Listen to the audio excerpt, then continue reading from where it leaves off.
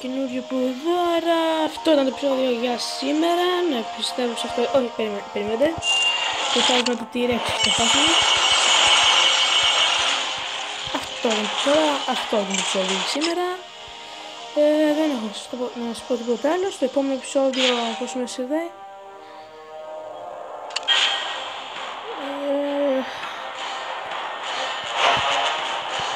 θα προσπαθήσουμε κάτι. Θα κάνω μια μάχη του με αυτήν εδώ την ομάδα που είναι άχρηστη, με αυτήν εδώ.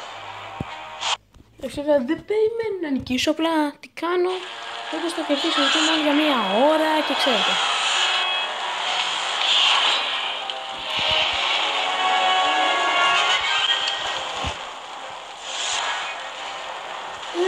Θα κάνω αυτή τη μονομαχία και τέλος. Εμείς σας παίρνω και όλη την ώρα να πάω από αυτό το βίντεο. Μπορεί για παράδειγμα να έχετε μάθημα, να έχετε αγγλικά και εδώ, να έχετε γραφτεί στο σχολείο και αυτά.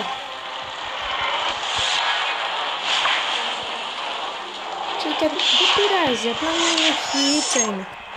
Θα παρατήσουμε και θα τελειώσουμε. Λοιπόν, τέλος πάντων, αυτό είναι το επεισόδιο σήμερα. Θα τα πούμε στο επόμενο επεισόδιο.